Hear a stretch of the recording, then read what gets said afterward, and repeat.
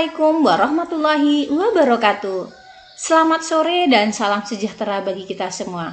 Berjumpa lagi dengan saya Supiani dalam Diklat E-Guru Academy yang kali ini kita sampai di pertemuan yang keempat, yang kita akan membahas mengenai asesmen awal pembelajaran. Bapak Ibu peserta yang berbahagia, jadi karena pembelajaran dan pelaksanaan asesmen itu adalah merupakan sebuah siklus. Nah, kalau siklus itu berarti berulang ya, seperti pada gambar yang ada di depan. Jadi dari tahap perencanaannya, pelaksanaan pembelajarannya, kemudian sampai ke asesmen itu akan berulang terus. Kita buat asesmen, kita lihat bagaimana ketercapaiannya, kemudian kita rancang lagi perbaikan-perbaikan ke depannya. Kemudian kita buat pelaksanaan pembelajaran. Kan muter terus, namanya siklus. Jadi untuk melakukan pembelajaran, Bapak Ibu itu bisa melakukan sesuatu yang lebih fleksibel. Sehingga Bapak Ibu nantinya juga diberikan keleluasaan untuk mengajar. Dan bisa memberikan pembelajaran kepada peserta didik kita sesuai tahapan capaian peserta didik itu gitu. Untuk mencapai capaian pembelajaran atau kompetensi minimumnya. Nah, seperti yang kita bahas di pertemuan yang lalu, bagaimana prinsip pembelajaran di paradigma baru. Kita harus bisa membuat pembelajaran yang kita rancang, yaitu pembelajaran yang sesuai dengan capaian pembelajaran siswanya.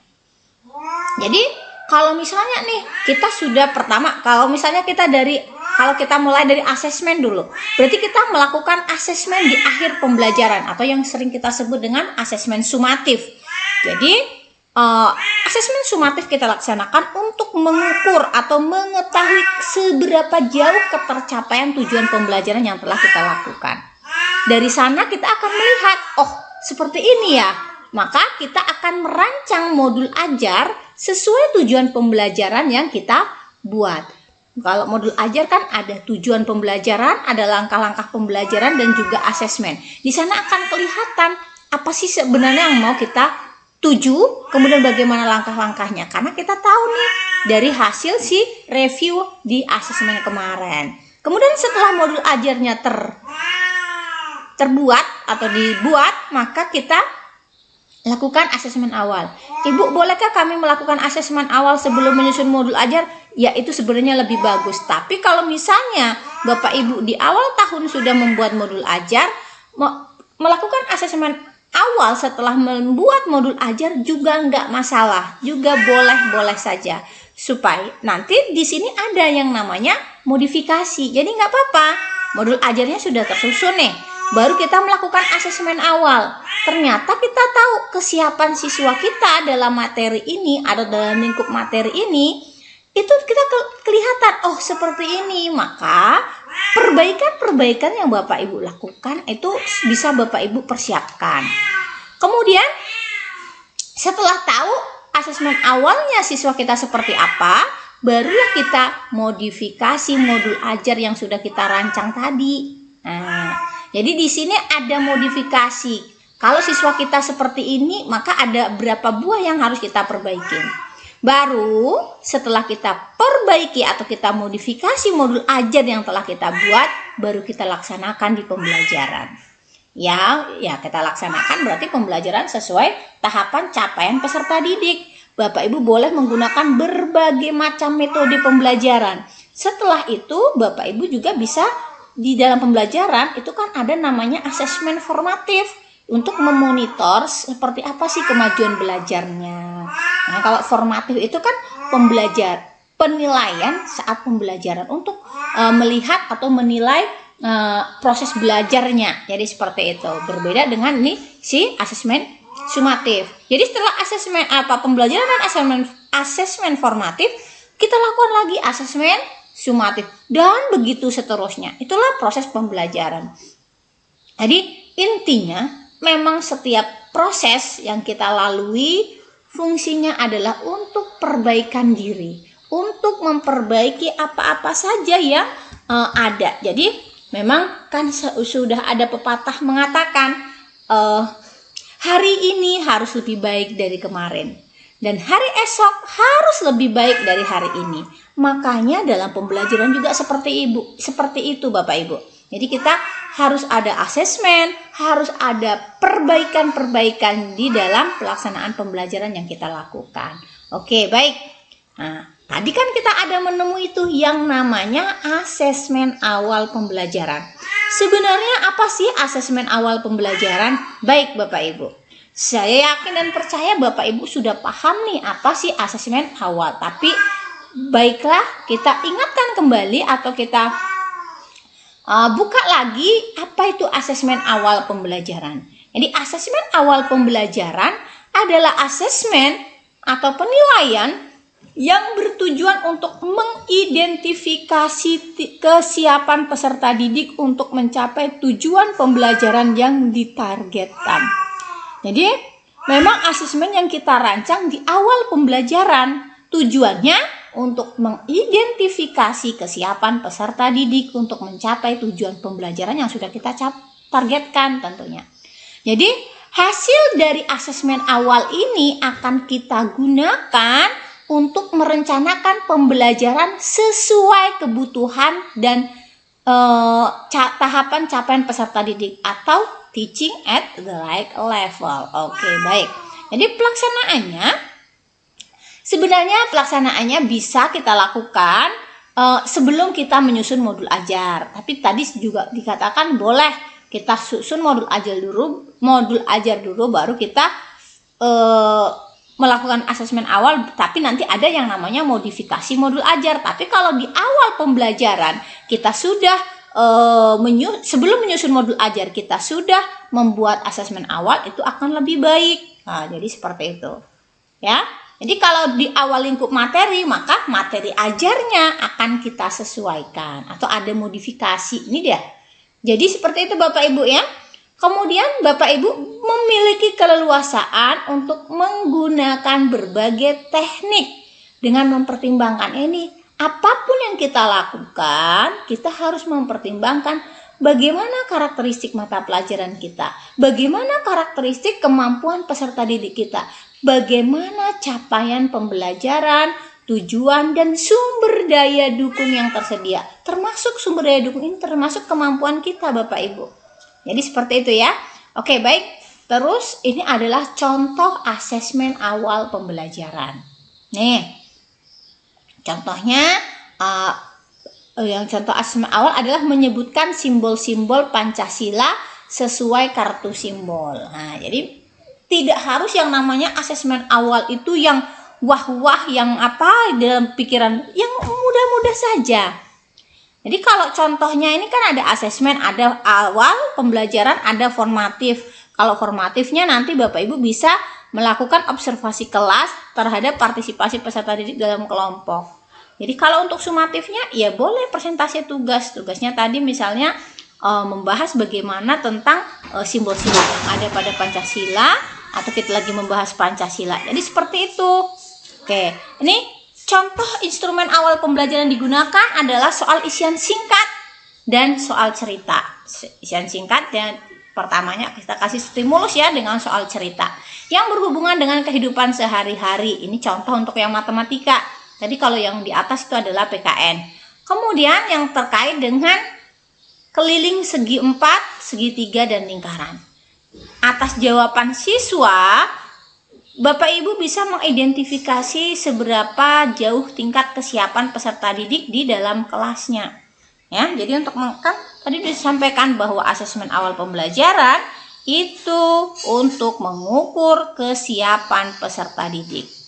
Jadi kalau kita lihat di dalam pembelajaran, di dalam hasil asesmen yang kita lakukan, mayoritas peserta didik telah memahami konsep keliling dan dapat menghitung keliling bangun datar. Kemudian ada beberapa peserta didik dapat memahami konsep keliling namun belum lancar, dan ada beberapa peserta didik yang belum memahami konsep keliling. Jadi kan sudah mayoritas memahami, berarti kita tidak lagi ada hanya beberapa orang yang belum memahami ini, yang belum memahami ini nanti akan kita kelompokkan berarti ke dalam siswa yang butuh bimbingan dari pendidik. Kemudian kalau ini yang sudah reguler, ini yang sudah bisa dikatakan high-nya seperti itu. Jadi berdasarkan data di atas, Bapak Ibu bisa melakukan pembelajaran berdiferensiasinya seperti berikut ya. Jadi diferensiasinya, jadi Bapak Ibu bisa yang namanya nanti mengelompokkan. Jadi misal nih, yang beberapa siswa yang belum memahami konsep keliling, maka Bapak Ibu nanti akan memberikan mungkin model atau membimbing mereka dengan mengukur langsung nih keliling meja itu yang segi 4, nanti misalnya keliling ke ruang kelasnya dan seterusnya. Jadi dibimbing terus. Kemudian kalau yang ini Bapak Ibu bisa melakukannya secara reguler saja. Jadi nanti Bapak Ibu bisa seperti biasa menjelaskan, tapi nanti saat ada tempat-tempat tertentu ada peserta didik kita yang perlu bantuan, Bapak Ibu akan mendatangi mereka. Jadi seperti itu. Oke, jadi itu tadi kalau yang sudah mayoritas peserta didik telah memahami konsep menghitung ruas dan keliling, maka kita tinggal memberikan pengayaan kepada mereka. Oke. Baik, jadi kalau pembelajaran berdiferensiasi itu sesuai dengan pesannya dari si Ki Hajar Dewantara. Apa pesan beliau? Pendidikan bertujuan untuk menolong anak agar bisa bertumbuh sesuai dengan kodratnya. Jadi harus kita sesuaikan dengan kodrat mereka, Bapak Ibu. Ya, kalau anaknya memang kategori memang seperti ini, dia butuh bimbingan dari kita, ya berikan. Kalau anaknya memang sudah bisa mandiri, ya berikan kemandirian, picu dia untuk bisa mengeksplor semua kemampuannya. Jadi seperti itu. Jadi peserta didik diberikan kemerdekaan untuk bisa menjadi pribadi yang berkembang sesuai minat, bakat, dan profil belajarnya. Jadi kalau misalnya analoginya kemarin ada 3 orang yang sedang menonton pertandingan bola, ada dari luar tribun ya, jadi ada dari luar pagar, ada masing-masing mereka ada bantuan, berarti ibarat kita lagi belajar, ada bantuan yang diberikan oleh guru. Tapi karena posisi mereka ada yang tinggi, ada yang sedang, ada yang pendek.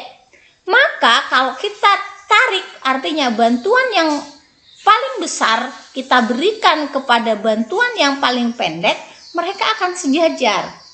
Ya, jadi kan dia akan turun, maka mereka sama-sama akan menikmati. Samalah dengan kita melakukan pembelajaran berdiferensiasi.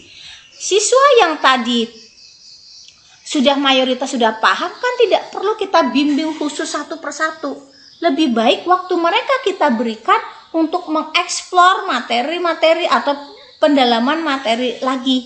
Tapi kalau misalnya yang memang betul-betul bimbingan, curahkan tenaga kita ke sana lebih banyak. Sehingga bukan berarti kita tidak adil, kita adil sehingga mereka bisa sama-sama seiring sejalan.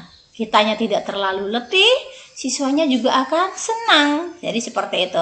Jadi langkah memulai dalam pembelajaran berdiferensiasi ya tentunya pasti berawal dari tujuan itu sendiri. Baru kita akan fokus pada apa yang akan dipelajari murid. Kemudian bagaimana cara mengajarnya. Bagaimana kita memberi bantuan kepada siswa yang seperti ini. Bagaimana siswa yang tadi yang sudah mahir juga kita harus berikan yang namanya haknya, hak dia kan untuk mengekspor semua kemampuannya, maka kita perlu memberikan pengayaan, pendalaman materi kepada si anak tadi. Jadi pembelajaran berdiferensiasi merupakan proses belajar mengajar di mana peserta didiknya dapat mempelajari materi sesuai kemampuannya, sesuai dengan apa yang disukainya, dan sesuai dengan kebutuhannya masing-masing sehingga tidak frustasi dan merasa gagal dalam belajarnya. Jadi itu ya Bapak Ibu, Pembelajaran berdiferensiasi ini kita selenggarakan berdasarkan kesiapan belajar, minatnya, dan profilnya. Pendekatannya seperti sudah kita sampaikan, ada pendekatan konten, proses, produk, dan juga lingkungan belajar. Oke, baik Bapak Ibu, itu saja yang bisa kita sampaikan materi pada sore hari ini. Terima kasih atas atensinya. Saya akhiri, wabillahi taufiq wal hidayah. Assalamualaikum warahmatullahi wabarakatuh.